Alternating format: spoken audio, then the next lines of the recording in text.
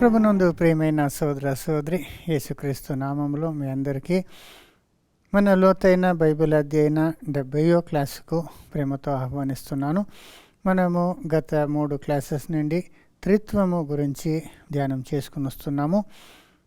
ముఖ్యంగా పోయిన క్లాస్లో ఏ రీతిగా పరిశుద్ధాత్మని తండ్రితోనూ కుమారుడితోనూ ఇంక్లూడ్ చేయక వదిలేసి ఉండేది మనం అనేక వాక్యంలో మనము చూసుకున్నాం. ఎన్నిసారి తండ్రి గురించి కుమారు గురించి చెప్పినప్పుడంతా పరిశుద్ధాత్మని లేకుండగా తండ్రి కుమారు గురించి మాత్రమే ఉన్నట్లు మనం చాలా వచనాలని మనం చూసుకున్నాం. అయితే తండ్రితోనూ కుమారుడితోనూ పరిశుద్ధాత్మ మెన్షన్ అవ్వలేదు. అయితే పరిశుద్ధాత్మ లేదు అని కాదు, పరిశుద్ధాత్మ గురించి హండ్రెడ్స్ ఆఫ్ వర్సెస్ బైబిల్లో ఉంది. చాలా వందలు టైమ్స్ పాత నిబంధనలో కొత్త నిబంధనలో పరిశుద్ధాత్మ గురించి మెన్షన్ అయి ఉన్నది. దాని గురించి ఈరోజు మనము క్లియర్గా తెలుసుకుందాము. సో పాత నిబంధనలో దేవుని ఆత్మ అని ఒక టర్ము యూజ్ చేసింది. యెహోవా ఆత్మ, దేవుని ఆత్మ అని. హీబ్రూలో రువాక్ ఎలోహిం, రువాక్ యాహ్వే అని చెప్పబడింది. అదే కొత్త నిబంధనలో వచ్చే ఇప్పుడు పరిశుద్ధాత్మ, హోలీ స్పిరిట్, ఇంగ్లీష్లో హోలీ గోస్ట్ అని, అంటే న్యూమా అని ఒక పదాన్ని యూజ్ చేశారు. సో ఇక్కడ holy spirit, spirit of God అంటే దేవుని ఆత్మ, పరిశుద్ధాత్మ అనేప్పుడు ఆత్మ అనేది అక్కడ కామన్గా మనము వస్తుంది. దేవుడు అంటే తెలుసు, పరిశుద్ధం అంటే దేవుడు పరిశుద్ధంగా ఉన్నాడు తెలుసు.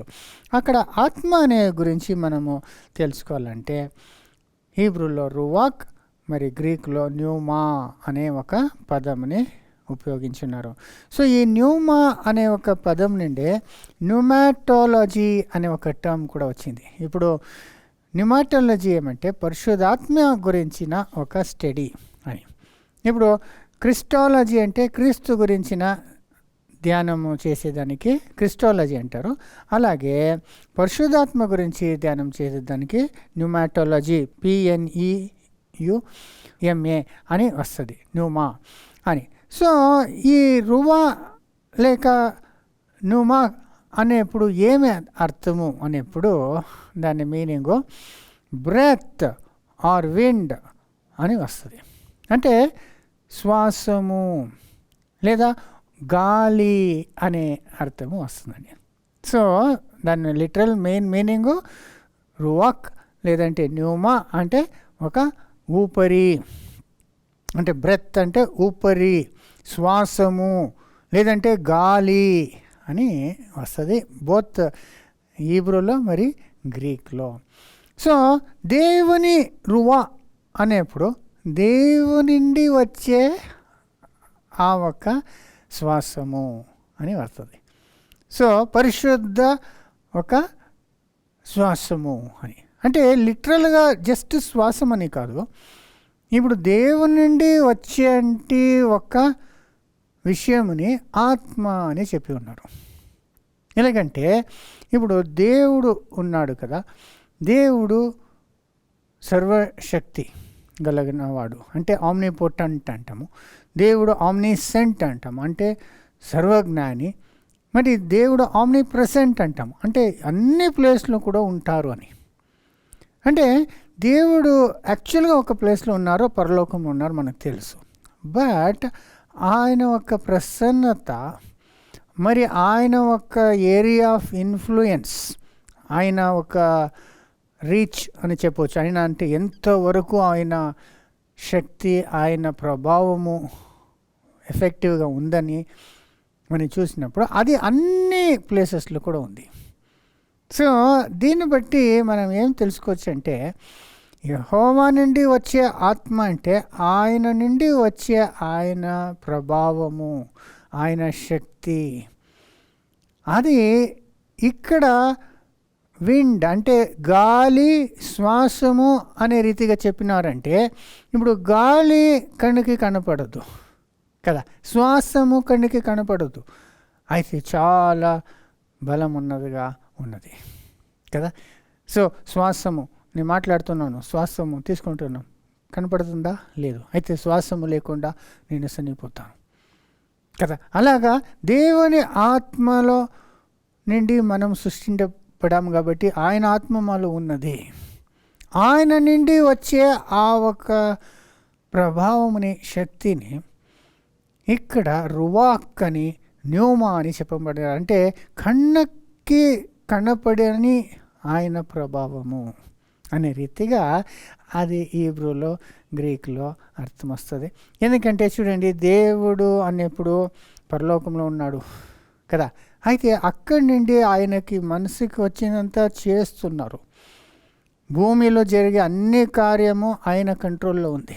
అది భూమిలో ఉండొచ్చు, సముద్రంలో ఉండొచ్చు, ఎంత దూరంలో ఉండొచ్చు, పగుల్లో ఉండొచ్చు, చీకట్లో ఉండొచ్చు, మనుషుని హృదయంలో ఉండొచ్చు. అన్నీ ఆయన ఒక ఆధీనంలో ఉన్నది. ఎలాగంటే ఆయన ఆత్మ వలన. ఆయన ఆత్మ అంత దూరం వరకు కార్యము సాధిస్తున్నది. ఆయన ఒక చోట్ల ఉంటేను ఆయన ఆత్మ అన్ని ప్లేస్లో ఉన్నది. ఆయన ఎక్కడ కావాలంటే ఏమైనా చేయొచ్చు. ఆయన మనసుకి వచ్చినంత ఆయన చేస్తాడు. ఆయన సర్వశక్తుడైన దేవుడు. ఎలాగ చేస్తాడంటే ఆయనకు అంత శక్తి ఉంది కాబట్టి చేస్తారు. ఇప్పుడు మన మనసుకు వచ్చిందంత మనం చేయలేము, ఎందుకంటే మనకి శక్తి లేదు. అయితే దేవుడు సర్వశక్తుడు కాబట్టి ఆయన శక్తిని బట్టి ఆయన అనుకునేదంతా సాధించే దేవుడిగా ఉన్నాడు. ఏ రీతిగా అంటే ఆయన ఆత్మ మూలముగా, అన్నీ ఆయన ఆత్మ మూలంగా చేస్తారంట. దీన్ని మనము కీర్తన 115 అధ్యాయము 3వ వచనంలో ఒక వచనం చూసుకుందాము. 115 3 Psalms. మా దేవుడు ఆకాశమందున్నాడు, తనకిచ్చవచ్చినట్లుగా సమస్తమును ఆయన చేయుచున్నాడు. ఆయన ఇచ్చవచ్చినగా సమస్తమును చేస్తున్నాడు. చూసారా? తర్వాత కీర్తన 135:6. ఆకాశమందును భూమి అందును సముద్రముల యందును మహాసముద్రములన్నిటి అందును ఆయన తనకిష్టమైనదంతయు జరిగించువాడు. చూసారా? ఆకాశంలో, భూమిలో, సముద్రములో ఆయనకి ఇష్టం వచ్చినంత చేయగలుగుతున్నాడు అని చెప్పబడింది. ఎలాగా అన్నప్పుడు యెషయా 46:10లో మనము ఈ రీతిగా చదవచ్చు. నా ఆలోచన నిలిచిననియు నా చిత్తమంతయు నెరవేర్చుకొనిదననియు చెప్పుకొనుచు ఆది నుండి నేనే కలుగబో వాటిని తెలియజేయుచున్నాను. పూర్వకాలము నుండి నేనే ఇంకా జరగని వాటిని తెలియజేయుచున్నాను. సో ఇక్కడ దేవుడు ఆమ్నిపోటెంట్, ఆమ్నిసెంట్ అనేది రెండు కూడా చెప్పబడింది. చూడండి, మళ్ళా నా ఆలోచన నిలిచిననియు నా చిత్తమంతయు నెరవేర్చుకొనిదననియు చూసారా? నా చిత్తమంతా నెరవేర్చుకుంటాను అంటే ఆయన సమస్తము చేయగలుగుతున్నాడు అని. ఆది నుండి నేనే కలుగబో వాటిని తెలియజేయుచున్నాను. పూర్వకాలము నుండి నేనే ఇంకా జరగని వాటిని తెలియజేయుచున్నాను. తెలుసు ఆయనకి. ఇంకా జరగని కార్యాలు కూడా ఆయన చెబుతున్నారు. జరిగే ముందునే ఆయన తెలుసుకుని ఉన్నారు. అంటే ఆమ్నిసెంట్ అని చెప్పొచ్చు. మరి యెరెమయా 32:17లో ఆయన ఆమ్నిపోటెంట్ అంటే సర్వశక్తి గల దేవుడు అని మనం చూస్తాం. 32:17 యెహోవా ప్రభువా సైన్యములకు అధిపతియగు యెహోవా అను పేరు వహించువాడా, సూర్యుడా, మహాదేవా, నీ అధిక బలము చేతను చాచిన బాహువు చేతను భూమి ఆకాశములను సృజించితివి. నీకు అసాధ్యమైనదేదియూ లేదు. చూసారా? నీకు అసాధ్యమైనది ఏమీ లేదు. నీ అధికమైన బలము చేత, నీ భుజబలము చేత నువ్వు సమస్తము చేయగలుగుతున్నాడు. ఆకాశంలో భూమిని నువ్వు సృష్టించింది నీ గ్రేట్ పవర్ అంటారు ఇంగ్లీష్లో. చూడండి ఇంకొకసారి.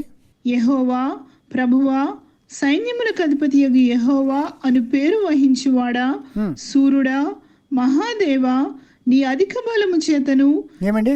నీ అధిక బలము చేత, నీకు అంత బలం ఉంది, దాని చేత చాచిన బాహువు చేతను. చూసారా? చాచిన బాహు అన్నారు. అంటే ఆయన రీచ్ ఎంత దూరంగా ఉంది చూడండి. ఇప్పుడు మనకి బాహు అంటే ఎంత దూరం, మా చేత అంతవరకే మనము రీచ్ అవ్వచ్చు. అయితే ఆయన అధిక బాహువు, ఆయన బాహువం అంటే అన్ని ప్లేస్ కూడా రీచ్ అయ్యేంత అధికమైన బలమైనకు ఉన్నదని భూమి ఆకాశములను సృజించితివి, హ్మ్. నీకు అసాధ్యమైనదేదియూ లేదు. చూసారా, నీ బలము చేత భూమి ఆకాశంని నిర్మించితివి, సృష్టించితివి, నీకు చేయకుండా ఉన్న కార్యం ఏమీ లేదు అని చెప్పబడింది. అంటే ఇదంతా ఏ రీతిగా దేవుడు చేస్తున్నాడు అంటే ఆయన మహాబలముతో, with our great power and భుజబలముతో అని చెప్తున్నారు.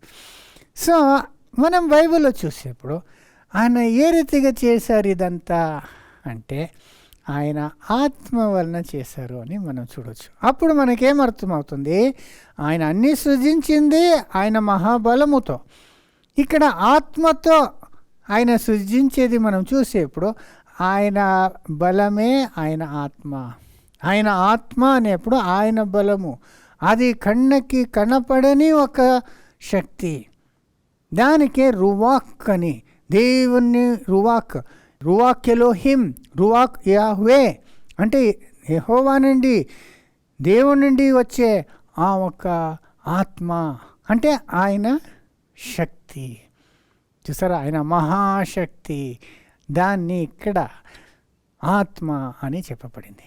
దాన్ని ఆది కాండంలో మనం అలాగే చెక్ చేసుకుందాము. 1:1 నుండి. ఆదియందు దేవుడు భూమి ఆకాశములను సృజించెను. హ్మ్. భూమి నిరాకారముగాను శూన్యముగాను ఉండెను. హ్మ్. చీకటి అగాధ జలముల పైన కమ్మి ఉండెను. హ్మ్. దేవుని ఆత్మ జలముల పైన అల్లాడుచుండెను. ఇక్కడ చూడండి ఎలా చేస్తున్నారు దేవుడు. ఆయన ఆత్మ, ఆయన ఆత్మ అల్లాడుతున్నది అంటే యెరెమయా 32:17 ఏం చేస్తాము, ఆయన మహాబలముతో ఆయన భూమి ఆకాశం సృష్టించారని. ఇక్కడ ఆయన ఎలా చేస్తున్నారంటే ఆత్మతో, అంటే ఆయన బలమే ఆయన ఆత్మ. చూడండి భూమి ఎలాగుంది, నిరాకారంగా ఉంది కదా, ఉట్టిదిగా ఉంది, ఏమీ లేదు, మరి చీకటిలో పడి ఉంది. ఇలాంటి భూమి ఎక్కడో ఈ ఒక కాస్మోస్లో ఒక చోటు ఉంది భూమి, చీకటిలో ఒక ఆకారం లేకుండా. దాన్ని ఆయన ఆత్మ ఏం చేసింది, కరెక్ట్గా సూర్యుడిని నుండి మూడో ఒక గ్రహముగా ఆ ప్లేస్లో, కరెక్ట్ పర్టికులర్ ప్లేస్లో పెట్టారు దేవుడు కదా. సూర్యుడి నుండి ఆ పొజిషన్లో భూమి ఉంటేనే జీవము ఉండేకి సాధ్యమవుతుంది. అది చాలా ముఖ్యము. ఆ గ్రావిటేషన్ పవర్, ఆ హీటు, అన్ని విషయంలో కూడా చూస్తే ఆ డిస్టెన్స్లో, ఎగ్జాక్ట్ డిస్టెన్స్లో ఉంది కాబట్టి లైఫ్ ఈజ్ పాసిబుల్, భూమిలో జీవం ఉండేకి సాధ్యంగా ఉంది. అది ఎలా చేశారు దేవుడు, ఆయన భుజబలము, ఆయన మహాశక్తి అన్నారు. అది ఇక్కడ మనం యెరెమీయాలో చూసేప్పుడు ఆయన ఆత్మ జలము సముద్రం పైన అల్లాడుతున్నది అంటే ఆయన తన ఆత్మ ద్వారా చేస్తున్నారు. అంటే ఆయన ఆత్మ అంటే గాలి, శ్వాసము, అంటే ఆయన కన్నుకి కనపడని ఆయన శక్తి. దానివల్లనే ఈ భూమి ఆకాశాన్ని సృష్టించారు కదా. తర్వాత మనం చూసేప్పుడు 3-4 దినంలో అంతా ఏం చేసుకొని, ఒక్కొక్క దినం ఏం చేసుకొని వచ్చారంటే ఆయన పలుకున్నారు, మాట్లాడారు, అది సృష్టింపబడిందంట. చూడండి 3వ వచనము. దేవుడు వెలుగు కమ్మని పలుకగా వెలుగు కలిగెను. ఆయన పలుకగా వెలుగు వచ్చేసిందంట. అదే రీతిగా 6లో, మరియు దేవుడు జలముల మధ్య ఒక విశాలము కలిగి ఆ జలములను ఈ జలములను వేరుపరచునుగాకని పలికెను. ఏమండి పలికెను అనింది మరలా. అంటే ఈ అట్మాస్ఫియర్, మనము ఇదంతా డీటెయిల్గా 3 లోకముల గురించి క్లాస్లో మనం చెప్పి ఉన్నాము. అట్మాస్ఫియర్ అంటే ఏమంతా ఉంది, జలము కింద ఉంది, జలము పైన ఉంది, ఇదంతా ఎక్స్ప్లెయిన్ చేసాము. సో ఇది ఎలాగా ఆయన పలుకును అది జరిగింది అన్నారు. చూసారా. సో అదేలాగా 9వ వచనము. దేవుడు ఆకాశము క్రిందనున్న జలములు ఒకచోటనే కూర్చబడి ఆరిన నేల కనబడునుగాకని పలుకగా ఆ ప్రకారం ఆయను. ఆయన పలుకగా జలమంతా ఒక పక్కన పోయింది, నేలము కనపడింది. ఆయన పలకగానే చెప్పబడింది. అంటే ఆయన పలకగా అంటే ఏమి, ఆయన నోటి నుండి వచ్చే ఆయన శ్వాసము, మాట్లాడేదే కదా శ్వాసము. అంటే ఆయన చెప్పగా, అంటే ఆయన ఆత్మ వలన ఇదంతా జరిగింది. ఆయన చెప్తే జరిగిందంటే ఆయన ఆత్మ, ఆయన కన్నుపడిన ఆయన శక్తి నుండి ఇదంతా జలమంతా ఒక ప్లేస్కి పోయింది. ఆయన ఎనర్జీ చూడండి, ఆయన పరలోకంలో ఉంటేనో ఆయన భుజబలము ఒక శక్తి ఎంత క్లియర్గా ఇక్కడ పనిచేస్తూ ఉంది చూడండి. ఏమీ లేని ఈ భూమిని, చీకట్లో ఉన్న ఈ భూమిని వెలుగు వచ్చేలాగా చేశారు. ఆకాశంని సృష్టించారు. జలమంతా ఒక ప్లేస్కి తోసి అక్కడ నెలము కనపడేలాగా చేశారు. తర్వాత జలములో చేపల్ని సృష్టించారు. మరి ఆకాశంలో పక్షులు, మృగాలు, జంతువులు అన్నీ సృష్టించి లాస్ట్లో మనిషిని సృష్టించారు. మనిషిని కూడా ఎలా సృష్టించారు? తన ఆత్మ వలనే సృష్టించారు. చూడండి, తన ఆత్మ వలన ఆయన అనుకునేదంతా సాధిస్తున్నాడు దేవుడు. ఎలాగా అన్నీ నెరవేరుస్తున్నారో ఆయన ఆత్మ వలన, అంటే ఆయనకున్న ఆ పవర్, ఆ శక్తి, ఆ ఒక్క ప్రభావము, అదే ఆయన ఆత్మ అంటే. దాని మూలముగానే ఇదంతా చేస్తున్నారు. చూడండి, మనిషిని సృజించినప్పుడు కూడా అక్కడ ఎంత క్లియర్గా చెప్పబడింది. 2వ అధ్యాయము 7వ వచనము ఆదికాండము. దేవుడైన యెహోవా నేలమంటితో నరుని నిర్మించి వాని నాసికారంధ్రములలో జీవవాయువును ఊదగా నరుడు జీవాత్మ ఆయను. చూడండి, అక్కడ కూడా ఎంత క్లియర్గా నరుని దేవుడు మట్టి నుండి సృష్టించి తర్వాత ఆయన నాసిక రంగంలో జీవవాయువుని ఊదారంట. అంటే ఏమి? ఆయన ఆత్మ ఇచ్చారు. అన్నీ అక్కడ పలకారని వచ్చింది, ఇక్కడ ఊదారని వచ్చింది. అంటే ఆయన నుండి వచ్చే ఆ శక్తి ద్వారా మనిషిని సృష్టించారు. అక్కడ కూడా 2 డైమెన్షన్స్ చెప్తారు అక్కడ. ఏమంటే ఫస్ట్ మట్టి నుండి నరుని రూపించాడు, అంటే శరీరంని సృష్టించారు. నెక్స్ట్ ఆయన శ్వాసం ఇచ్చారు. ఇది 2 కార్యము ఆయన ఆత్మ వలనే చేశారని మనకి క్లియర్గా యోబులో మనం చూడొచ్చు. చూడండి, యోబు 33:4. దేవుని ఆత్మ నన్ను సృజించెను, సర్వశక్తుని యొక్క శ్వాసము నాకు జీవం ఇచ్చెను. 2 విషయాలు చెప్పాల్సింది. దేవుని ఆత్మ నన్ను సృజించున్నాడు, తర్వాత సర్వశక్తుని శ్వాసము నాకు జీవం ఇచ్చెను. సరే, ఆయన ఆత్మ ద్వారా నన్ను రూపించాడు, సృజించాడు. మట్టి నుండి ఎలా మనిషిని చేశాడంటే ఊరిని మట్టిలో ఒక బొమ్మ చేసారా? లేదు. ఇది ఆత్మ క్లాస్లో మనం డీటెయిల్గా చెప్పి ఉన్నాము. మనిషిలో ఉన్న అంశం అంతా భూమిలో ఉంది, మట్టిలో ఉంది, నీళ్ళు ఉంది, కాల్షియం ఉంది, ఫాస్ఫరస్ ఉంది, ప్రతి ఒక్క విషయము ఉంది, మ్యాగ్నీషియము, జింక్, అన్ని కెమికల్స్, ఎలిమెంట్స్ భూమిలో ఉంది. దాని నుండి సైంటిఫిక్గా చాలా జ్ఞానముతో మనిషిని సృష్టించున్నారు దేవుడు.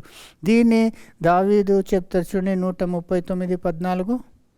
నీవు నన్ను కలుగ చేసిన విధము చూడగా భయమును ఆశ్చర్యమును నాకు పుట్టుచున్నవి. ఏమండి? భయము ఆశ్చర్యకరంగా ఉంది.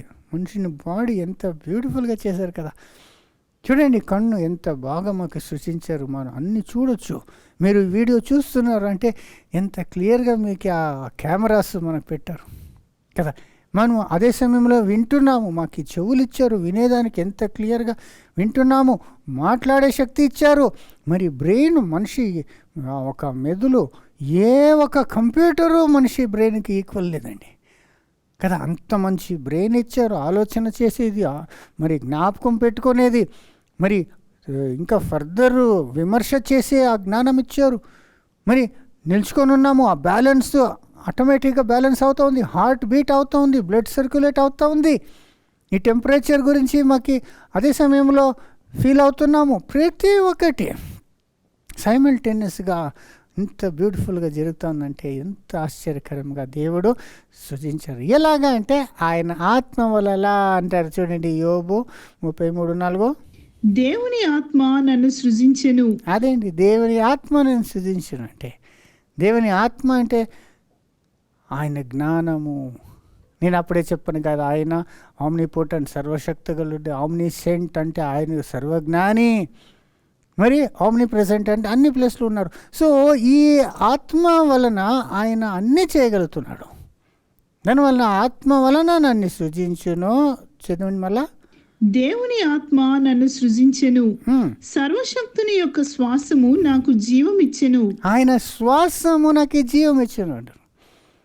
ఆయన శ్వాసం అంటేనే ఆయన ఆత్మనే కదా. మనిషిలో ఉన్న దేవుని ఆత్మ అంటే అదే శ్వాసంని ఆత్మ అని చెప్పబడింది. ఇంగ్లీష్లో స్పిరిట్, తెలుగులో సోల్కు స్పిరిట్కి ఒకే పదం చెప్తారు. యాక్చువల్లీ అదేమంటే న్యూమా కదా. సో న్యూమా అనేది మనిషికి మాత్రము కాదు, జంతువుల్ని అలాగే సృష్టించి ఉన్నారండి. మనిషిని ఎలాగ నేల మట్టితో సృజించారో జంతువుల్ని ఎలా సృజించారు? అందరూ చెప్తారు నోట మాటతో సృజించారు. ఆయన మాట చెప్పారు. అయితే ఆయన మాట చెప్పారంటే మీకు పలికారంటే ఆయన ఆత్మ ద్వారా చేశారని అర్థము. అదే దాన్ని కూడా అలాగే సృష్టించారనేది 2వ అధ్యాయం 19వ వచనంలో చూడొచ్చు. దేవుడైన యెహోవా ప్రతి భూజంతువును ప్రతి ఆకాశ పక్షిని నేల నుండి నిర్మించి, ఏమండి, దాన్ని కూడా నేల నుండి నిర్మించారు. మనిషిని నేల నుండి నిర్మించారు. అది పశువుల్ని జంతువుల్ని కూడా నేల నుండే నిర్మించి ఆదాం దగ్గర తీసుకొస్తారు. నీకు ఏ పేరు ఇస్తావో దానికి అని. దానికి దేవుడే శ్వాసం ఇచ్చి ఉన్నారు. అది కూడా తెలుసుకోవాలి మనము. చూడండి 104:30 సాంసం కీర్తన. నీవు నీ ఊపిరి విడువగా అవి సృజింపబడును. ఏమని? నీవు నీ ఊపిరి విడగా అది సృజించబడిను. అట్లు నీవు భూతలమును నూతనపరచుచున్నావు. సో నీ సృష్టి ద్వారా దాన్ని సృజించి ఉన్నావు. నీ ఊపిరి ద్వారా అది సృజించబడి ఉన్నది. మరి ఆ ఊపిరి తీసేసుకుంటే అన్నీ పడి చచ్చిపోతుంది. అది 29లో చూడండి. నీవు ముఖము మరుగు చేసుకొనగా అవి కలతపడును. నీవు వాటి ఊపిరి తీసివేయునప్పుడు అవి ప్రాణములు విడిచి మంటి పాలగును. అంతే, ఊపిరి ఇచ్చారు, బతుకున్నాము. ఆ ఊపిరి తీసేసుకుంటే అలాగే పడిపోతాము. ఒక్క సెకండ్లో మోషన్లెస్ అయిపోతాము, మట్టికి వెళ్ళిపోతాము. ఆయన ఊపిరి ద్వారానే అన్ని జీవ జంతువులని మనుషుల్ని ఆయన జీవింపచేస్తున్నాడు. ఆయన ఆత్మ ద్వారా దాన్ని సృజించారు. ఆయనకున్న సర్వజ్ఞానముతో ఆయన సృజించారు. చూసారా, ఆయన శ్వాసము, ఆయన ఆత్మ అనేది ఎంత క్లియర్గా ఇక్కడంతా యూజ్ చేయబడింది మనం చూస్తున్నాము. అదే రీతిగా సోదర సోదరి, ఆయన శ్వాసము ఇచ్చేప్పుడే అందరూ బతికి ఉన్నారు అనేది ఎజెకియేలు 37వ అధ్యాయంలో మనకు ఒక దృశ్యాన్ని చూపిస్తారు. అక్కడంతా ఎముకలు పడింది, ఎండిపోయిన ఎముకలు కదా ఆ లోయలో. అప్పుడు ప్రవక్తుడికి చెప్తాడు, నువ్వు చెప్పు అని. అప్పుడు ఒక్కొక్క స్టేజ్లో ఈ ఎముకలంతా చేరి వచ్చింది, మాంసం వచ్చింది, నరాలు వచ్చింది. అయితే నువ్వు శవాలుగానే పడింది. అప్పుడు నువ్వు గాలికి చెప్పు అనేప్పుడు గాలి వచ్చి చేరుకున్నప్పుడు అందరూ లేచి నిలిచిపడతారు. ఇది మన అందరికీ తెలిసిన వచనమే. ఇంకోసారి చదువుకుందాం. ఇది ఎంత బ్యూటిఫుల్ సీన్. దేవుడి ఆత్మ వలన వాళ్ళకి జీవం వచ్చింది అనేది 37వ అధ్యాయము ఎజెకియేలు. అప్పుడు ఆయన, నరపుత్రుడా, జీవాత్మ వచ్చినట్లు ప్రవచించి ఇట్లనుము, ప్రభువు యెహోవా సెలవిచ్చినదేమనగా, జీవాత్మ నలుదిక్కుల నుండి వచ్చి హతులైన వీరు బ్రతుకున్నట్లు వారి మీద ఊపిరి విడువుము. ఆయన నాకు ఆజ్ఞాపించినట్లు నేను ప్రవచింపగా జీవాత్మ వారిలోనికి వచ్చెను. వారు సజీవులై లేచి లెక్కింప సఖ్యము కాని మహాసైన్యమై నిలిచిరి. చూసారా? సో నువ్వు ఆజ్ఞ ఈగ ఆ గాలి వచ్చిందంటే, గాలి అంటే ఏమి? ఆయన ఆత్మ. గాలి అంటే ఉట్టి గాలి అలాగే రాలేదు కదా. దేవుడు అది ఇచ్చేనే వాళ్ళు జీవంతులుగా లేసారంటే ఆయన నుండి వచ్చే ఆ గాలి అంటే ఆయన కన్నుకి కనపడని ఒక శక్తి. దాన్ని ఇక్కడంతా మనం ఆత్మ అని చెప్పినట్లు మనం చూస్తున్నాము. మరి సోదర సోదరి, ఈ ఒక్క ఆత్మను దేవుడు తన ఆత్మను వేరే వేరే రీతిలో ఆయన ఉపయోగించున్నాడు. ఆయన అనుకునే కార్యమంతా ఆయన ఆత్మ ద్వారా సాధిస్తున్నారు. అంటే ఆయన కన్నుకి కనపడిన ఆయన మహాశక్తితో ఆయన అన్నీ చేస్తున్నారు.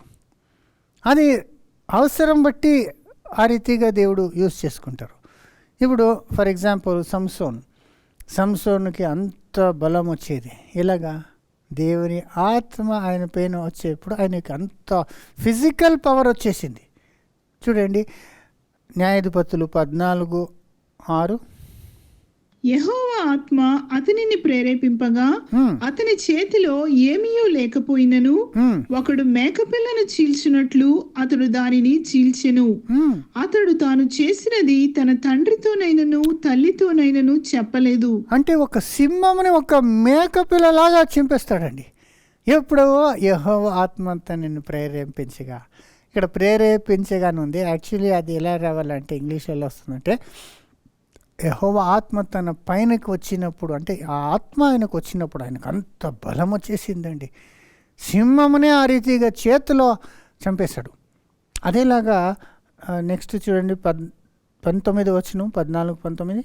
యెహోవా ఆత్మ అతని మీదికి మరలా రాగా నేను అక్కడ చెప్పారు కరెక్ట్గా.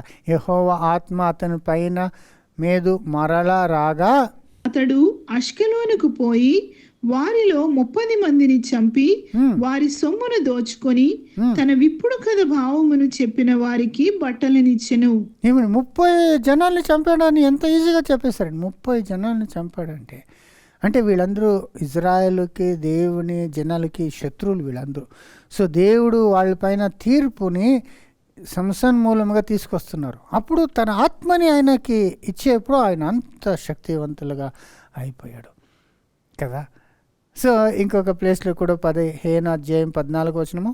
అతడు లేహీకి వచ్చే వరకు ఫిలిష్తీయులు అతనిని ఎదుర్కొని కేకలు వేయగా యెహోవా ఆత్మ అతని మీదికి బలముగా వచ్చినందున, చూడండి, యెహోవా ఆత్మ అతని పైన బలముగా వచ్చాడంటే యెహోవా శక్తి ఇతనికి వచ్చేసింది. అది పాయింట్. యెహోవా ఆత్మ అంటే ఆయన బలము ఈయనకు వచ్చింది. ఆయన మహాబలముతో సంసోన్ పైన వచ్చినప్పుడు అతని చేతులకు కట్టబడిన తాళ్ళు అగ్ని చేత కాల్చబడిన జనుపనార వలె నాయను. సంఖ్యలను అతని చేతుల మీద నుండి విడిపోయెను. అంతే, అంత శక్తి వచ్చేసింది. తర్వాత మీరు చూస్తే అక్కడే పడిన ఒక గాడిద ఒక ఎముక తీసుకొని 1000 జనాన్ని చంపేస్తాడండి సంసోను. 1000 సైనికులను చంపేదంటే ఈరోజు ఒక మెషిన్ గన్ ఇస్తేనే 1000 జనాల్ని చంపలేము. ఎందుకంటే అంత వేగంగా అతను పనిచేశాడు. మీరు కొడతా ఉంటే అందరూ ఊరినే ఉంటారా? అంటే ఎంత స్పీడ్లో కొట్టి ఉన్నారు చూడండి. అంటే యెహోవా మహాబలము అతని పైన వచ్చింది. సో వాళ్ళు చాలా జనం అనుకున్నారు సంసోన్ అంటే చూసే చాలా మస్కులర్గా స్ట్రాంగ్గా ఉంటాడు అని అనుకునేది.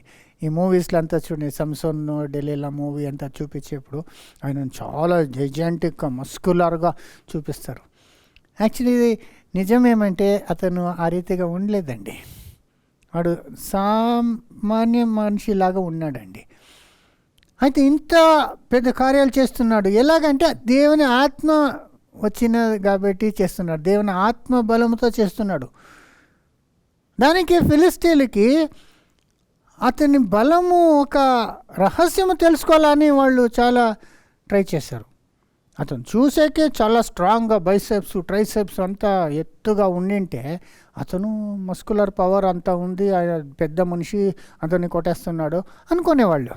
అయితే చూసేకి ఆయన అలా లేదు. అది ఇంత కార్యం చేస్తున్నాడు అన్నప్పటికీ వాళ్ళకి డౌట్ వచ్చింది, ఏమో సీక్రెట్ ఉందని. అది చెప్తారు కదా, చూస్తే సుమారు వేస్తే డమారు అని. అలాగా చూసేకి సుమారుగానే ఉన్నాడు. అయితే 1000 మందిని కొట్టేస్తా ఉన్నాడు, ఎంత కార్యాలు చేసేస్తాడు అని. అంటే ఏమో సీక్రెట్ ఉంది. ఏమే సీక్రెట్ అంటే యెహోవా ఆత్మ ఆయన పైన వచ్చేది. మరి ఎంటకలు అని అనుకుంటారు. అయితే ఎంటకలు వచ్చి ఆయన దేవునితో చేసుకున్న నిబంధన, ఆయన ఎవరము చేయకూడదు, నజరేట్గా ఉండాలా, అప్పుడు దేవుని ఆత్మని పొందుకుంటాడని. శక్తి వచ్చి ఎంటకల్లో ఏమి శక్తి, ఎంటకల్లో ఎలా శక్తి ఉంటుంది? అయితే ఎంటకలు వచ్చి మార్క్ ఆఫ్ ఒబీడియన్స్, అతను దేవుడికి లోబడి ఉన్నాడు అనేదానికి ఒక గుర్తు. దాన్ని కట్ చేసినప్పుడు దేవుని ఆత్మ వచ్చేది నిలిచిపోయింది కదా. సో ఇక్కడంతా వచ్చింది ఆయన ఆత్మ వచ్చేప్పుడు ఈయనకి ఆ శక్తి వచ్చింది.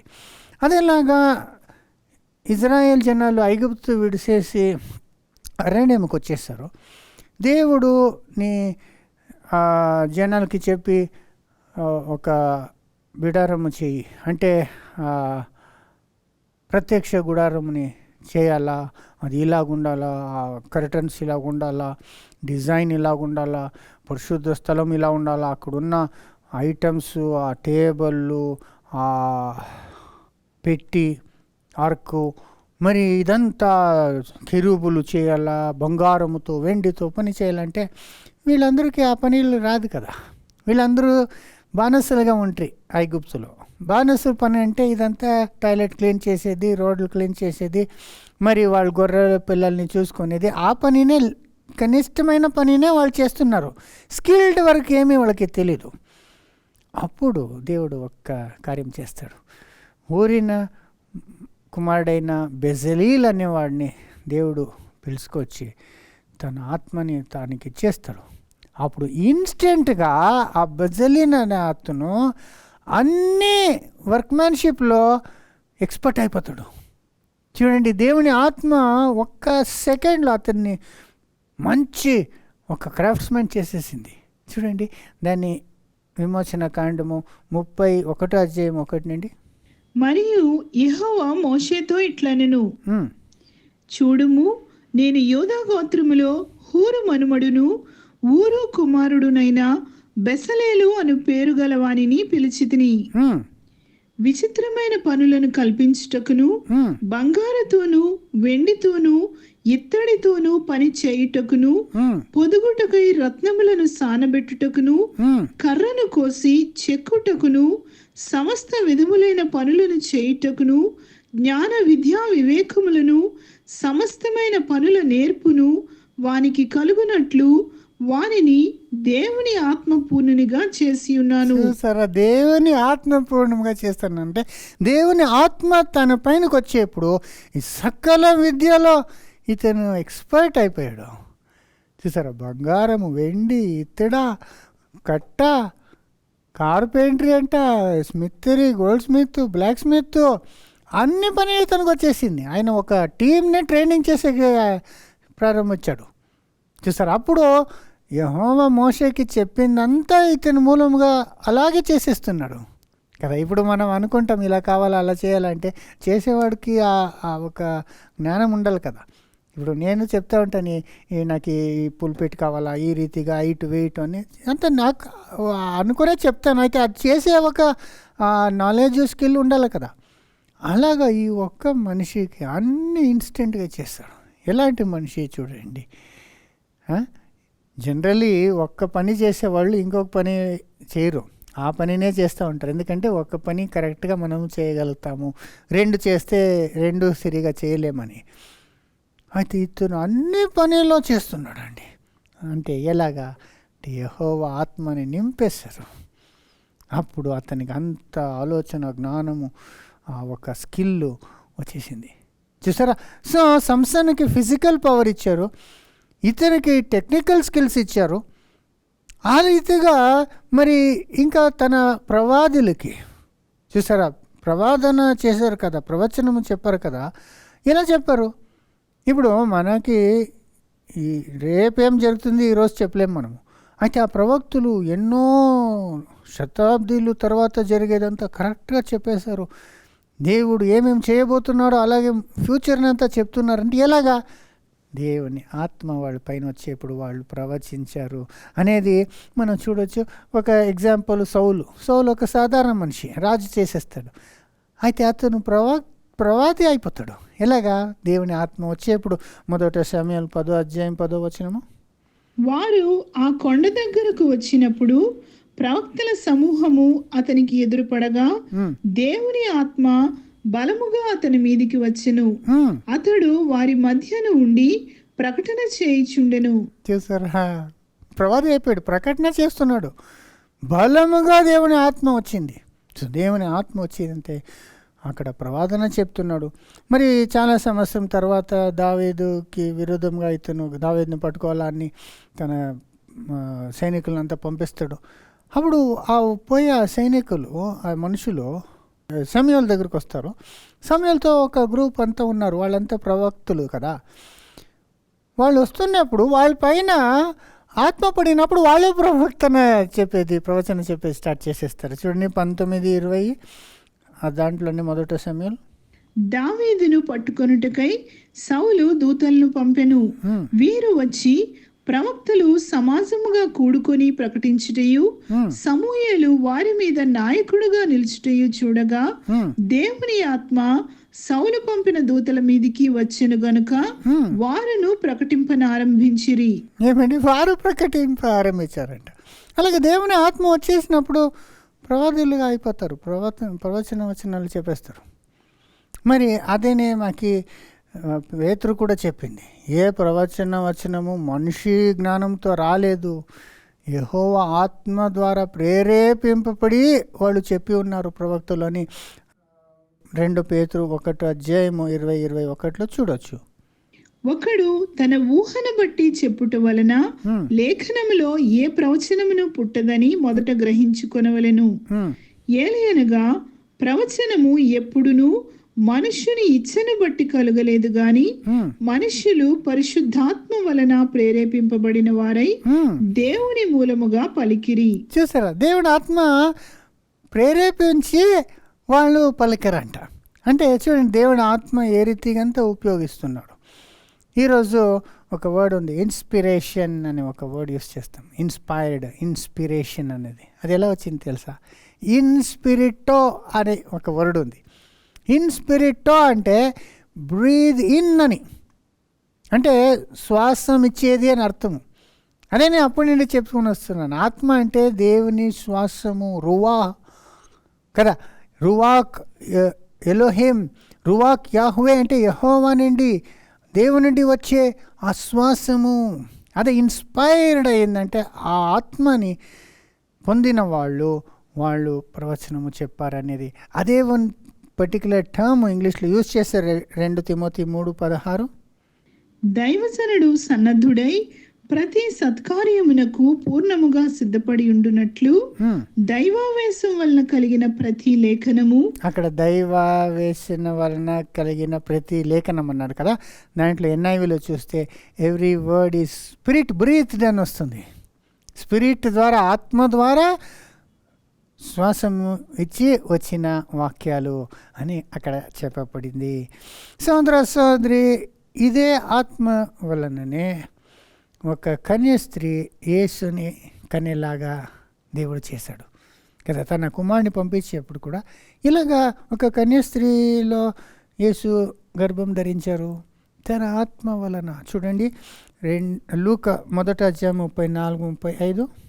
అందుకు మరియా, నేను పురుషుని ఎరుగని దానని ఇదేలాగూ జరుగునని దూతతో అనగా, దూత పరిశుద్ధాత్మ నీ మీదికి వచ్చును, పరిశుద్ధాత్మ నీ మీదకి వచ్చును, సర్వోన్నతుని శక్తి నిన్ను కమ్ముకొనును గనుక. అక్కడ సర్వోన్నతుడు శక్తి నిన్ను కమ్ముకొను. అక్కడ ఆత్మ శక్తి అనేది ఎంత ఇంటర్చేంజబుల్గా యూజ్ చేశారు. ఆత్మ అంటే శక్తి, శక్తి అంటే ఆత్మ. దేవుని మహాశక్తితో ఆకాశ భూమిని సృష్టించావు. ఎలా సృష్టించారంటే తన ఆత్మ ద్వారా సృష్టించారు. ఆదికాండంలో చూస్తున్నాను కదా. తమ ఆత్మ సంసోను పైన వచ్చింది, తన దేవుని మహాశక్తి వచ్చింది.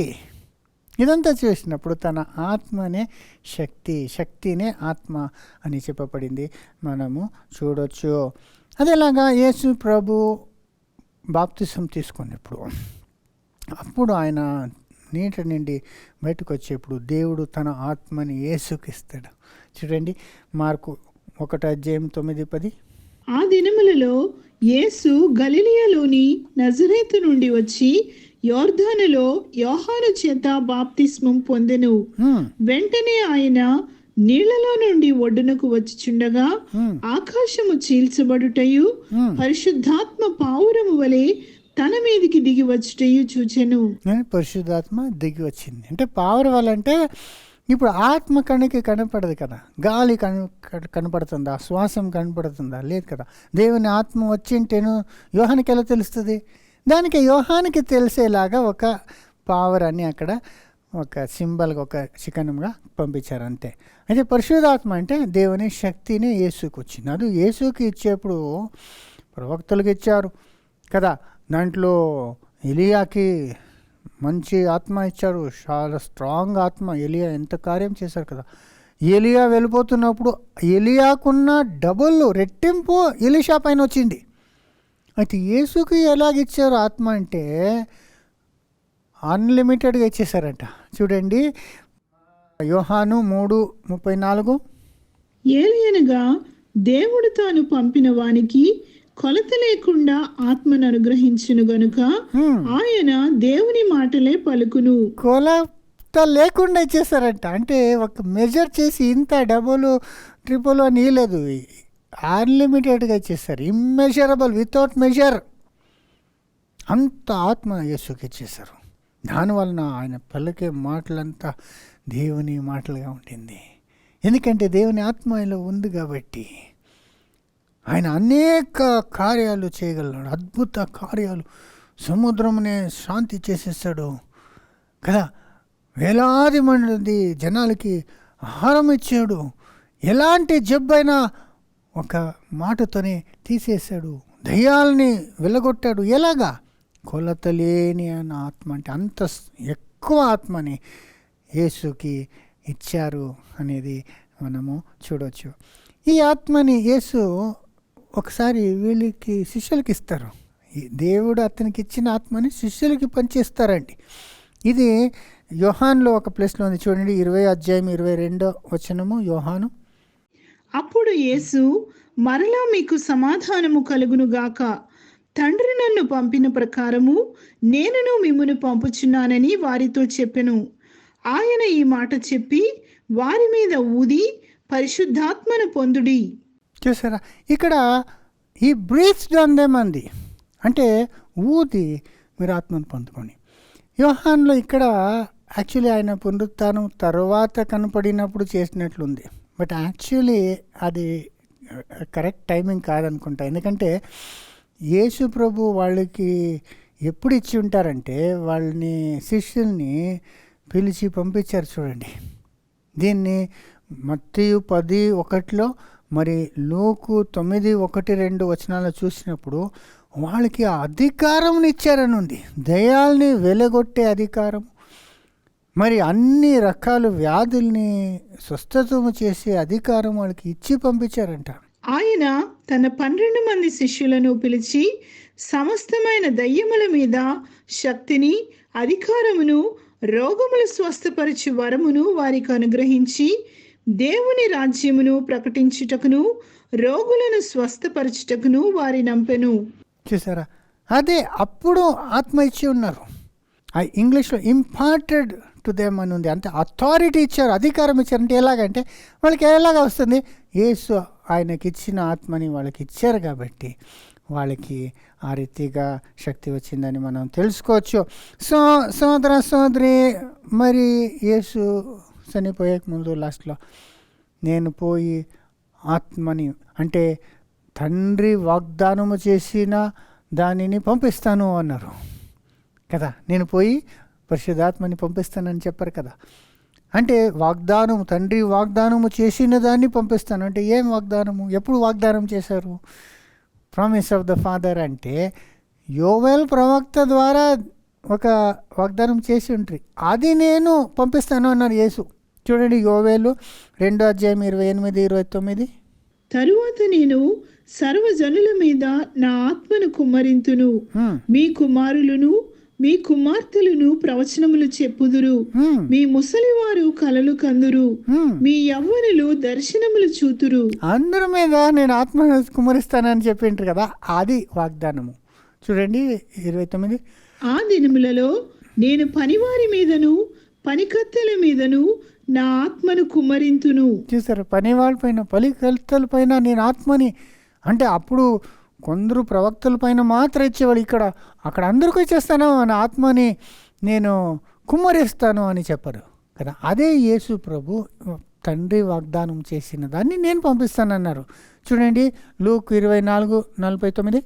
ఇదిగో నా తండ్రి వాగ్దానము చేసినది మీ మీదికి పంపుచున్నాను, మీరు పైనుండి శక్తి పొందు వరకు పట్టణంలో నిలిచిండుడని వారితో చెప్పెను. చూసారా, పైనుండి శక్తి పొందే వరకు యెరూషలేములోనే ఉండండి. చూసారా, అక్కడ కూడా ప్రభు తండ్రి వాగ్దానం చేసిందని పంపిస్తాను, అంటే పరిశుద్ధాత్మను పంపిస్తాను. పైనుండి శక్తి పొందుకునే వరకు. వాళ్ళ పైన వచ్చింది శక్తి, శక్తినే రాబోయేది. ఆత్మ అంటే శక్తి అనేది ఎంత క్లియర్గా తెలుస్తుంది. ఇంకోసారి, ఇదిగో నా తండ్రి వాగ్దానము చేసినది మీ మీదికి పంపుచున్నాను. మీరు పైనుండి శక్తి పొందు వరకు పట్టణంలో నిలిచిండుడని వారితో చెప్పెను. సో పైనుండి వచ్చింది శక్తి, దేవుని శక్తి. దేవుని ఆత్మని పంపిస్తానంటే ఏం అర్థము? దేవుని శక్తి అని ఎంత క్లియర్గా మనకి తెలుస్తుంది. సో దేవుని ప్రభావం, శక్తి, జ్ఞానం ఇస్తుంది, స్వస్థతాలు చేసే శక్తి ఇస్తుంది, దయ్యాల్ని వెలగొట్టే శక్తి ఇస్తుంది. మాత్రము కాదు, దేవుని వాక్యంని ఆలోచన చేసి అర్థం చేసుకునే జ్ఞానము, వివేకం ఇస్తుంది దేవుని ఆత్మ. ఇదంతానే శక్తి అని చెప్పింది. అక్కడ పోయే ఆరోన అయ్యే ముందు కూడా అదే చెప్పారు. చూడండి, అపోస్తులు 1:8. అయినను పరిశుద్ధాత్మ మీ మీదికి వచ్చినప్పుడు మీరు శక్తి నొందెదరు గనుక. ఏమండి, పరిశుద్ధాత్మ మీ మీదకి వచ్చినప్పుడు మీరు శక్తిని పొందుకుంటారు కనుక మీరు పోయి అందరికీ వాక్య పరిచయం చేయండి. అది ఎలాంటి శక్తి అంటే వీళ్ళకి సువార్తని అందరికీ చెప్పే ఆ ఒక సమర్థత ఆ ఒక ఆత్మ ద్వారా వచ్చింది. చూడండి ఇంకొకసారి. అయినను పరిశుద్ధాత్మ మీ మీదికి వచ్చినప్పుడు మీరు శక్తి నొందెదరు గనుక మీరు యెరూషలేములోను యూదయ సమరయ దేశములందంతటను భూదిగంతముల వరకును నాకు సాక్షులైందురని వారితో చెప్పెను. బలవాగా నా సాక్షి, బలమైన సాక్షి ఎలాంటే ఆత్మ పొందుకోవాలి. ఆత్మ ద్వారా శక్తి పొందుకుంటారు అంట. చూసారా, ఆత్మ అంటే శక్తినే అక్కడికి వచ్చింది. ఇన్ఫ్యాక్ట్ వాళ్ళు కాచుకొని ఉన్నప్పుడు యెరూషలేములో అప్పుడు శక్తి వచ్చింది కదా. ఎలా వచ్చింది? ఆత్మ ఎలా వచ్చింది? చూడండి 2:1.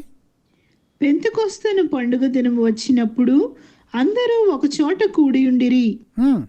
అప్పుడు వేగముగా వీచు బలమైన గాలి వంటి ఒక ధ్వని ఆకాశము నుండి అకస్మాత్తుగా వారు కూర్చుని ఉన్న ఇల్లంతయు నిండెను.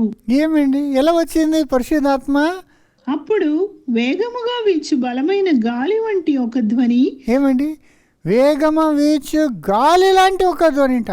వేగమ వీచు గాలిలాగా వచ్చింది పరిశుద్ధాత్మ. అదే అండి నేను అప్పటి నుండి చెప్పేది. ఆత్మ, దేవుని ఆత్మ, పరిశుద్ధాత్మ అంటే రువాక్ అంటే గాలి, న్యూమా అంటే గాలి, యెహోవా గాలి, యెహోవా నుండి వచ్చే కన్నుకి కనపడని ఆ శక్తి. చూసారా, అక్కడ ఒక శబ్దము అంటే స్వరము అంటే ఒక శబ్దము అంటే నాయిస్ అని ఉంది. ఒక ఆ షేక్నే అలాగే ఆ ప్లేస్నే షేక్ చేసేసింది కదా. ఆ ప్లేస్నే షేక్ చేసేసింది. అంత బలమైన ఒక గాలి లాగా శక్తి వచ్చింది. ఆ శక్తి వీళ్ళు కొన్నాను, వాళ్ళకి జ్ఞానోదయం అయింది. యేసు చెప్పిందంతా జ్ఞాపకం వచ్చింది కదా. వెలుగు వచ్చిందంటే వెలుగు అంటే జ్ఞానం అయింది. మరి వేరే వేరే భాషలు మాట్లాడక స్టార్ట్ చేశారు. చూడండి నెక్స్ట్ వచనము. మరియు అగ్నిజ్వాలల వంటి నాలుకలు విభాగింపబడినట్టుగా వారికి కనబడి వారిలో ఒక్కొక్కరి మీద వ్రాలగా అందరూ పరిశుద్ధాత్మతో నిండిన వారై ఆ ఆత్మ వారికి వాక్శక్తి అనుగ్రహించిన కొలది అన్య భాషలతో మాట్లాడసాగిరి. ఆత్మ వచ్చేప్పుడు వేరే వేరే భాషలు మాట్లాడుతున్నారు వీళ్ళు, గలీలియా జనాలు. అయితే అక్కడ ఏషియన్ భాష మాట్లాడుతున్నారు, ఆఫ్రికన్ భాష మాట్లాడుతున్నారు, యూరోపియన్ భాష మాట్లాడుతున్నారు. అన్ని దేశాలు 18 భాషలు మాట్లాడారు అక్కడ. ఎలాగా? దేవుడి ఆత్మ వాళ్ళకి ఇన్స్టెంట్గా ఆ ఒక భాష మాట్లాడే కెపాసిటీ ఇచ్చేసింది.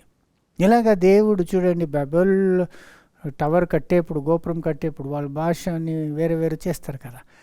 అదే ఆత్మ ద్వారా ఇక్కడ వీళ్ళకి ఆ భాష మూలముగా మాట్లాడే శక్తి ఇచ్చేశారు. సో దేవుని ఆత్మ వచ్చేప్పుడు వీళ్ళకి ఇలాంటి నానా విధమైన శక్తి, ఒకే ఆత్మనే దేవుడు పంపించింది. అయితే వేరే వేరే వాళ్ళకి తగినలాగా దేవుడు వరాలు ఇచ్చారు.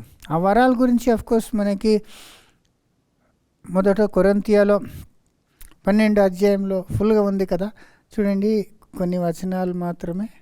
ఎలాగనగా ఒకనికి ఆత్మ మూలముగా బుద్ధివాక్యమును ఉమ్, మరి ఒకనికి ఆ ఆత్మను అనుసరించిన జ్ఞానవాక్యమును ఏమండి బుద్ధివాక్యము జ్ఞానవాక్యము తర్వాత ఒకనికి ఆ ఆత్మ వలననే విశ్వాసమును ఉమ్, మరి ఒకనికి ఆ ఒక్క ఆత్మ వలననే స్వస్థపరచు వరములను ఉమ్, మరి ఒకనికి అద్భుత కార్యములను చేయు శక్తియు ఉమ్, మరి ఒకనికి ప్రవచన వరమును ఉమ్, మరి ఒకనికి ఆత్మల వివేచనయు ఉమ్, మరి ఒకనికి నానావిధ భాషలను ఉమ్. మరి ఒకనికి భాషల అర్థము చెప్పు శక్తియు అనుగ్రహింపబడి ఉన్నవి. చూసారు ఇదంతా శక్తి. సో అందరికీ దేవుడు వేరే వేరే ఇచ్చేశారు, ఇచ్చినట్లు వాళ్ళు యూస్ చేస్తున్నారు. చూసారా వేరే వేరే ఒక వరాలు దేవుడు ఆత్మ ద్వారా ఇచ్చారని.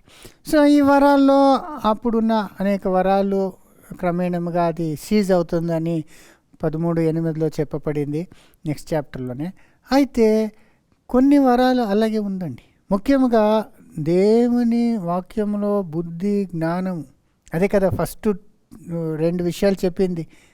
ఎలాగనగా ఒకనికి ఆత్మ మూలముగా బుద్ధివాక్యమును మరి ఒకనికి ఆ ఆత్మను అనుసరించిన జ్ఞానవాక్యమును.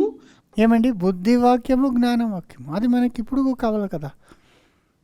యెహోవా ఆత్మతో ప్రేరేపింపబడిన వాక్యాల్ని అర్థం చేసుకోవాలంటే ఆయన ఆత్మ కావాలి కదా. ఆయన ఆత్మ లేకుండా మనం ఏ రీతిగా మనం అర్థం చేసుకుంటాం కదా. ఆయన వాక్యం అర్థం చేసుకోవాలంటే ఆయన ఆత్మ ఎంత కావాలండి మనకి. సో ఆయన ఆత్మ ద్వారానే మనము ఆయన కార్యాలని, మనము లోతైన కార్యాలని మనము తెలుసుకునేకి సాధ్యమవుతుంది. దీన్నే 10వ వచనంలో చెప్పింది 2 కొరింథీ 2 అధ్యాయము 6 నుండి చదివేప్పుడు ఇక్కడ దేవుని రహస్యాలు మనకి తెలుస్తుంది ఆత్మ ద్వారా అని చెప్పబడింది. చూడండి, పరిపూర్ణులైన వారి మధ్య జ్ఞానమును బోధించుచున్నాము, అది ఈ లోక జ్ఞానము కాదు, నిరర్ధకులైపోవచ్చున్న ఈ లోకాధికారుల జ్ఞానమును కాదు గాని దేవుని జ్ఞానము మర్మమైనట్టుగా బోధించుచున్నాము. చూసారా దేవుని జ్ఞానము మర్మమైనట్లు బోధించుతున్నాము. ఈ జ్ఞానము మరుగై ఉండెను, జగదుత్పత్తికి ముందుగానే దీనిని దేవుడు తన మహిమ నిమిత్తము నియమించెను, అది లోకాధికారులలో ఎవనికిని తెలియదు. అది వారికి తెలిసి ఉండిన ఎడల మహిమాస్వరూపియగు ప్రభువును సిలువ వేయకపోయి ఉందురు. ఏమండి లోకంలో ఉన్న వాళ్ళకి ఈ జ్ఞానం అంతా తెలియదండి. ఆయన ఆత్మ ఉన్న వాళ్ళకే తెలుస్తుంది. లోక జ్ఞానము వేరే. వాళ్ళకి తెలిసింటే వాళ్ళు ఇక్కడికి వచ్చేసేవాళ్ళు కదా, వాళ్ళు అందరూ యేసుని ఫాలో చేసేసేవాళ్ళు కదా. అయితే వాళ్ళకి ఆ జ్ఞానము లేదు. అది దేవుడి ఆత్మ ఎవరికి ఇస్తారో వాళ్ళు మాత్రమే ఆ ఒక రహస్యమైన జ్ఞానంని పొందుకోవచ్చు అని చెప్పి, ఇందును గూర్చి దేవుడు తన్ను ప్రేమించు వారి కొరకు ఏవి సిద్ధపరిచెనో అవి కంటికి కనబడలేదు, చెవికి వినబడలేదు, మనుష్య హృదయమునకు గోచరము కాలేదు. చూసారా ప్రకృతి మనిషికి ఇదంతా తెలియదండి, ఈ మర్మమైన దేవుని జ్ఞానము. అయితే ఆ జ్ఞానము ఆత్మ వలన మనకిచ్చి ఉన్నారని చెప్తున్నా చూడండి. మనకైతే దేవుడు వాటిని తన ఆత్మ వలన బయలుపరిచి ఉన్నాడు. ఆ ఆత్మ అన్నిటినీ దేవుని మర్మములను కూడా పరిశోధించుచున్నాడు. అన్నిటినీ పరిశోధించున్నదంట. ఇలాగా దేవుడి ఆత్మ ద్వారా మనకి బయలు చేశారు. దాన్ని లోతైన విషయాన్ని పరిశోధిస్తున్నామంటే ఇంగ్లీష్లో the deep things of God అని ఉంది. ఆత్మ వలన మనం దేవుని లోతైన విషయాన్ని మనము పరిశోధిస్తున్నాము. దానికి ఆత్మ కావాలి కదా.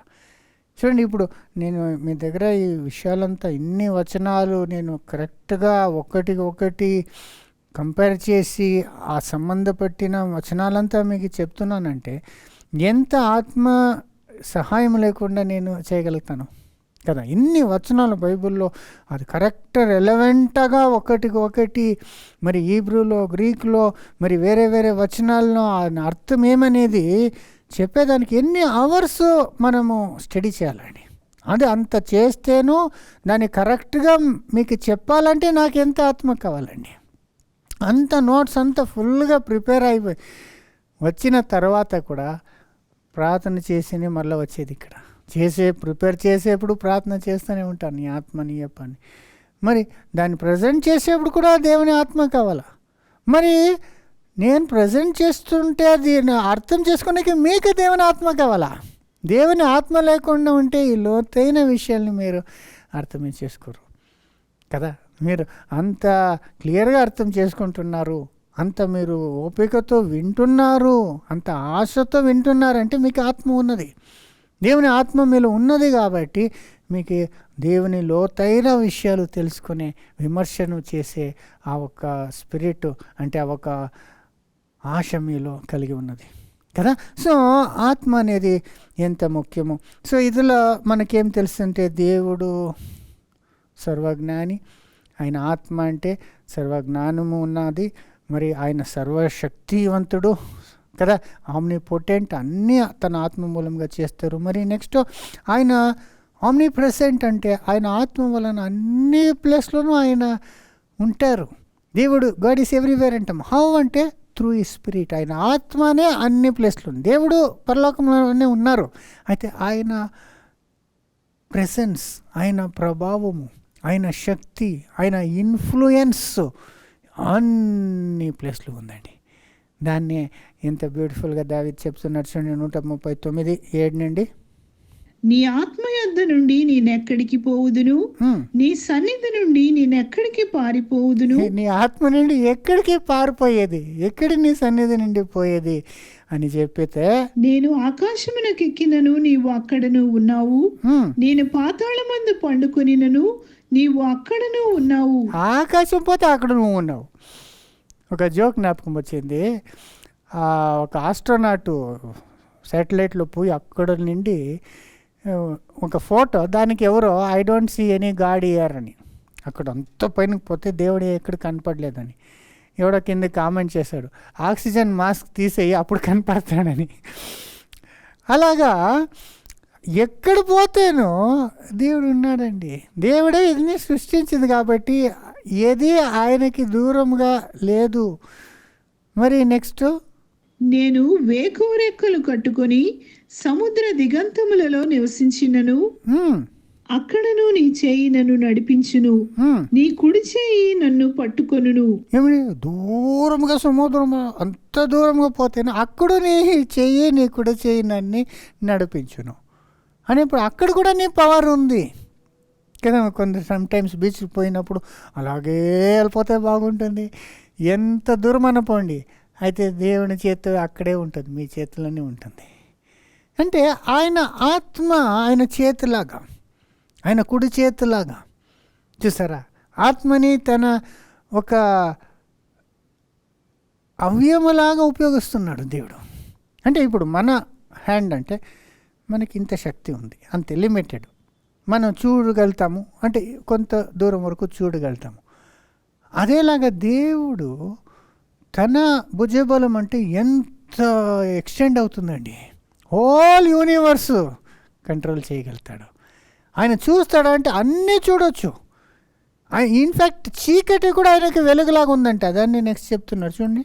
అంధకారము నన్ను మరుగు చేయును, నాకు కలుగు వెలుగు రాత్రి వలె ఉండును అని నేను అనుకుని ఎడలా, చీకటి అయినను నీకు చీకటి కాకపోవును, రాత్రి పగటి వలె నీకు వెలుగుగా ఉండును. రాత్రి వెలుగులాగా ఉంది, వెలుగును నీకు ఏకరీతిగా ఉన్నవి. ఏమండి, రాత్రి వెలుగు ఏకముగా ఉన్నది నీకు అంటున్నారు. సో సోదరి, ఆయన ఆత్మ, ఆయన ప్రెసెన్స్, గాడ్ ఈస్ ఎవ్రీవేర్, అన్ని ప్లేస్లో ఉన్నారంటే ఆయన power of influence is everywhere అని అర్థము మనకి వస్తుంది. మరి ఆయన ఆత్మ, మరి ఆయన కుడి చేయి చూడండి, ఆయన నుండి వచ్చే అట్రిబ్యూట్స్, ఆయన శక్తినే ఆయన ఆత్మ, దాన్ని తన ఆత్మని తన భుజబలమని కూడా చెప్పి ఉన్నారు. ఇది రెండు ఇంటర్చేంజబుల్ యూస్ చేశారు చూడండి. ఫర్ ఎగ్జాంపుల్ మత్తయి 12:28 యేసు దయ్యాల్ని వెళ్ళగొట్టేప్పుడు చెప్పే మాట, దేవుని ఆత్మ వలన నేను దయ్యములను వెళ్ళగొట్టుచున్న ఎడల నిశ్చయముగా దేవుని రాజ్యము మీ వద్దకు వచ్చి ఉన్నది. సో యేసు దయ్యాల్ని ఎలాగ వెళ్ళగొట్టారంట? దేవుని ఆత్మతో దయ్యాల్ని వెళ్ళగొడుతున్నారు.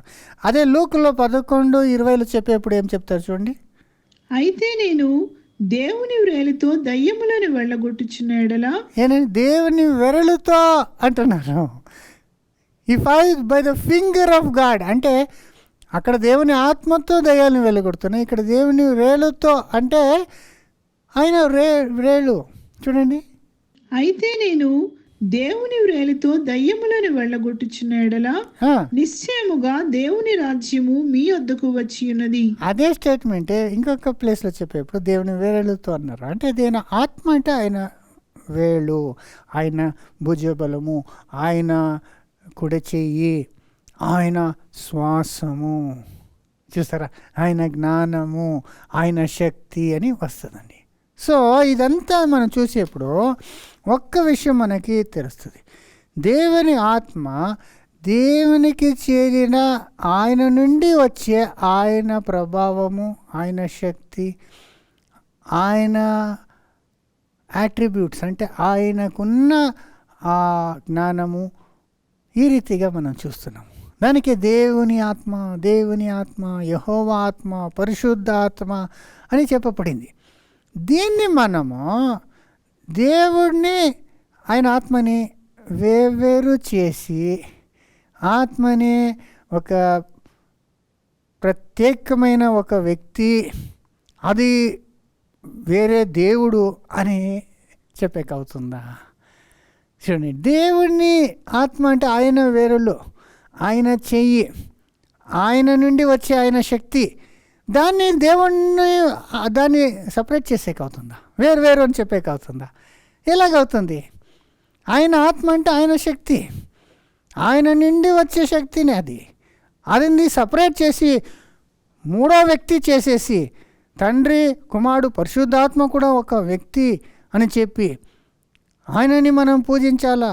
ఆయన కూడా సంపూర్ణంగా దేవుడుగా ఉన్నాడు, తండ్రినో దేవుడుగా ఉన్నాడు ఆయన అంటే అది ఎలాగవుతుంది? తండ్రి యొక్క ఆత్మనే ఆయనకి చేరినది కదా. తండ్రి ఆత్మ వచ్చి తండ్రికి చేరినదే ఆయన యాట్రిబ్యూట్స్. ఇప్పుడు ఎలాగంటే, ఇప్పుడు మమ్మల్ని మా చేతుని వేరేగా చేసేకవుతుందా? మేము వేరే, మా చేతు వేరే అనేకవుతుందా?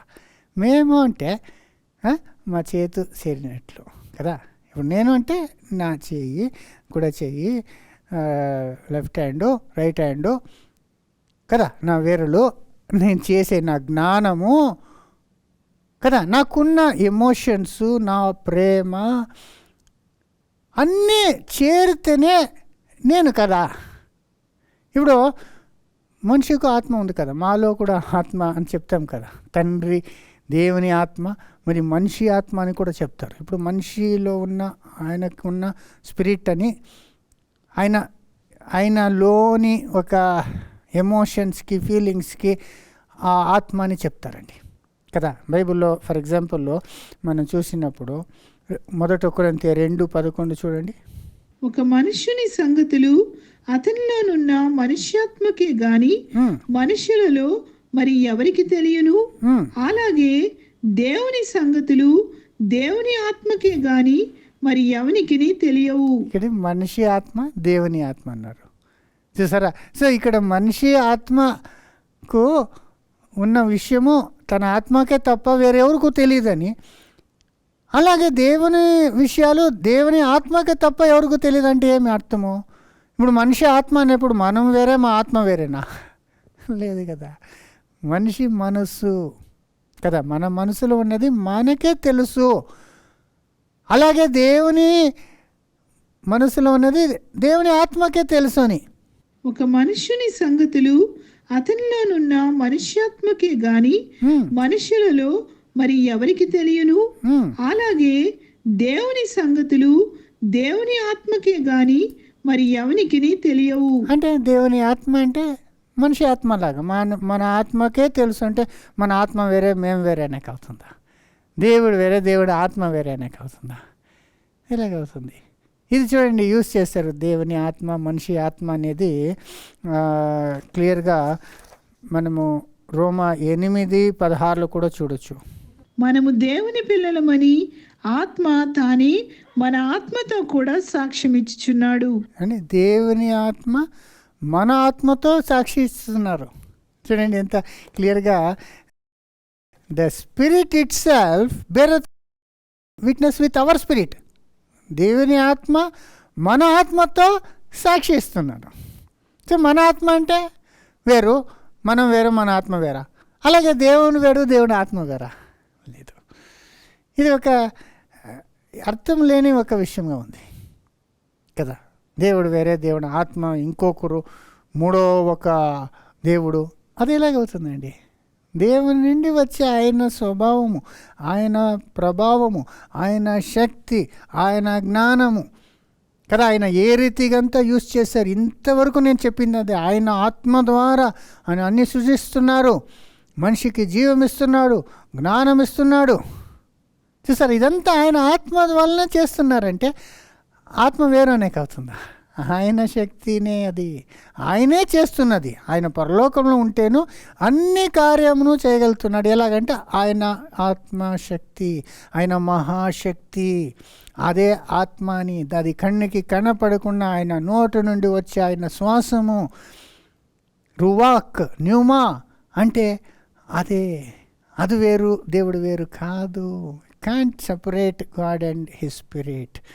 సోదర సోదరి, ఇది ఎంత ఒక అర్థం లేగా ఉందంటే, ఇప్పుడు మా మదర్ మధ్యలో ఉన్నారు, ఆమెకి 85 నియరింగ్ అయిపోయింది. శారీరకంగా బాగున్నారు, అయితే మెంటల్ ఏమైపోయిందంటే కన్ఫ్యూజ్ అయిపోతారు, చాలా విషయాలు మర్చిపోతారు, అప్పుడే మర్చిపోతారు. మరి కొన్ని విషయాలు చాలా కన్ఫ్యూజ్ అయిపోతారు. సమ్టైమ్స్ నన్ను వేరు, వాళ్ళు కుమారుడు వేరు అనుకుంటారు. నేనే ఒక్క వర్మనే ఉండేది. సమ్టైమ్స్ నేను ఒకడు ఇంకొకడు ఉన్నాడు అని అనుకుంటారండి. నాకు వచ్చి వర్మకి ఫోన్ చెయ్యి అంటారు నన్ను. నేనేమా వర్మ అంటే, సరే నువ్వు వర్మమే, ఆ వర్మకి ఫోన్ చెయ్యి అని ఫోన్. ఇప్పుడు నేను నాకే ఫోన్ చేసుకోవాలంట. 2 వర్మాలు ఉన్నారంట. నిజంగా ఆమె ఒక్కసారి కాదు, రిపీటెడ్గా మా సిస్టర్ కాలే అంటుంటారు. ఆమెకి బుజ్జు అంటాము, ఆశ అని ఇంకొక పేరు ఉంది. బుజ్జుకి ఆశకు ఫోన్ చేయండి. ఆశను ఆమెనే, బుజ్జును ఆమెనే. అలాగే నాకు నా పెట్టినేమో ఒకటి ఉంది, వర్మాని కూడా. ఇద్దరిని కన్ఫ్యూజ్ చేసి ఇద్దరు చేసేసారండి, ఒక్కడిని ఇద్దరు చేసేసారు. అలాగే ఇక్కడ త్రిత్వము ఆ ఒక సిద్ధాంతం తీసుకురావాలని దేవుని ఆత్మని వేరు అనేస్తారు. చూసారా, యాక్చువల్లీ అది వేరు చేయలేమండి. దేవుని శక్తి, అది దేవుని ప్రభావము, అది వేరే ఇంకో వ్యక్తి కాదు, ఇంకొక దేవుడు కాదు, దేవుడే ఒక్కడే. ఆయనకున్న శక్తి ఇదంతా. ఎలాగా మనిషి ఆత్మ అంటాం కదా. ఇప్పుడు ఒక 5 years నుండి ఒక టర్మ్ యూస్ చేసే స్టార్ట్ చేస్తారు ఈ యంగ్స్టర్స్. ఇప్పుడు ఈ నెట్ జనరేషన్ ఏం తెలుసా, వైబ్స్ అంటారు. వినపడారా? I'm getting good vibes from that person అంటారు. ఆ మనిషి నుండి మంచి వైబ్స్ వస్తుంది, వైబ్స్ అంటారు. ఏం వైబ్స్ అంటే ఒక ఎమోషనల్ ఒక ఫోర్స్, ఒక మంచి ఒక ప్లెజెంట్ ఫోర్స్. నాకు ఐ ఫీల్ గుడ్ కదా, I relate to that person. అతనుకు ఆమెకు నాకు ఏముంది, ఒక బాగా కనెక్షన్ అవుతా ఉంది. I feel comfortable, happy with that person అంటాం కదా. అంటే వాళ్ళ నుండి ఒక స్పిరిట్, అంటే వాళ్ళు ఉన్న ఆ ఒక స్పెషల్ ఒక చార్మ్ ఉండొచ్చు. దాన్ని క్యారిస్మాటిక్ అంటారు కదా. ఇప్పుడు క్యారిస్మాటిజం అంటే ఒక కొందరికి చరిష్మా ఉంటుందండి, అనేకల్ని ఇన్స్పైర్ చేసే, అట్రాక్ట్ చేసే ఒక గుణం ఉంటుందండి. మేబీ వాళ్ళు ఆకారం ఉండొచ్చు. కొన్ని ఈ ఫిల్మ్ స్టార్స్ అంతా చూసేకి చాలా అట్రాక్టివ్ ఉంటారు. న్యాచురలీ అనేకులు అట్రాక్ట్ అయిపోతుంటారు. వాళ్ళకు ఒక వైబ్స్ ఉంటుందండి. ఈ సెలబ్రిటీ స్పోర్ట్స్ స్టార్స్ కూడా అంతే. వాళ్ళ గురించి అందరూ టీవీలో చూస్తూ ఉంటారు, అక్కడ ఇక్కడ వాళ్ళు ఫేమస్, పేపర్లో వాళ్ళు అనేక సక్సెస్ఫుల్ గేమ్స్ అంతా చూసే వాళ్ళపైన చాలా ఆసక్తి ఉంటుంది. కాబట్టి వాళ్ళకి వీళ్ళ మీద ఇన్ఫ్లుయెన్స్ ఉంటుందండి. మా సిస్టర్ మెల్బోర్న్లో ఉన్నారు. వాళ్ళ కొడుకు చిన్నవాడికి ఈ సాకర్ అంటే చాలా ఇష్టం అంట. సాకర్ బాస్కెట్బాల్ జ్ఞాపకం లేదు. అక్కడ ఒక్కరోజు ఆమె ఆ ఒక పర్టిక్యులర్ అతను ఇష్టపడే ఫేవరెట్ ప్లేయర్ ఆడతాడు అని తెలిసి ఆ స్టేడియంకి తీసుకొని పోయి అతనితో ఒక మీటింగ్ అరేంజ్ చేసిందట. మీటింగ్ అంటే జస్ట్ ఫ్యూ సెకండ్స్, చాలా డబ్బు కట్టాలి దానికి. చాలా డబ్బు అంతా డొనేట్ చేస్తే వాళ్ళు జస్ట్ ఒక 5 seconds వచ్చి హలో హాయ్ అనేసి పోతారు. ఆ మూమెంట్ వచ్చినప్పుడు ఈమె చెప్తుంది, అతను వస్తుంటే నాకే ఒకలాగా ఫీలింగ్ అయిపోయింది. అంత వాళ్ళకి ఒకలాగంటే ఒక వైబ్స్ ఉంది వాళ్ళకి కదా. అలాగా దేవునికి ఉన్న ఆత్మ, దేవుని ప్రసన్నత, ఆయన కొంచెం మమ్మల్ని టచ్ చేసినప్పుడే మాకు ఎంత హ్యాపీనెస్ అవ్వచ్చు, ఎంత జ్ఞానోదయం అవ్వచ్చు, ఎంత బలము రావచ్చు, ఇన్స్పైర్డ్ అయిపోతాం కదా. అలాగా అది ఆయన నుండి వచ్చే ఆయన శక్తి. అయితే దాన్ని ఇంకొక వ్యక్తి చేసి, మూడో ఒక దేవుడు చేసి, తండ్రితోనూ కుమారుడితోనూ ఈ త్రిత్వము, ముగ్గురు ముగ్గురుగా ఉన్నారని ఆ కాన్సెప్ట్ తీసుకొచ్చారు. యాక్చువల్లీ ఆ రీతిగా బైబిల్లో మనం చూడక, యాక్చువల్గా బైబిల్లో పరిశుద్ధాత్మ అంటే డివైన్ ఫోర్స్, దేవుని ఇన్ఫ్లుయెన్స్, ఆయన పవర్ అని చూసుకున్నాం. అయితే ఇంకా కొన్ని వచనాలు ఉంది బైబిల్లో. దానిలో చూస్తుంటే మాకు పరిశుద్ధాత్మ ఒక వేరే వ్యక్తిలాగానే కనపడుతుంది. ఆ వచనాల్లో ఒక పర్సన్ అంటే ఒక వ్యక్తిత్వం వచ్చినట్లే ఉంటుంది. బైబిల్ చదివేప్పుడు కూడా కొన్ని the way it is return ఆ రీతిగా అనిపిస్తుంది. అది ఏమనేది మనం కొంచెం క్లియర్గా అర్థం చేసుకోవాలా కదా. దాన్ని దేవుని చిత్తం అంటే నెక్స్ట్ క్లాస్లో అలాంటి వచనాలంతా తీసి దాన్ని కరెక్ట్గా మనము అర్థం చేసుకుందాం. అంతవరకు ఓపికతో ఉండాలని మనం చేస్తున్నాం.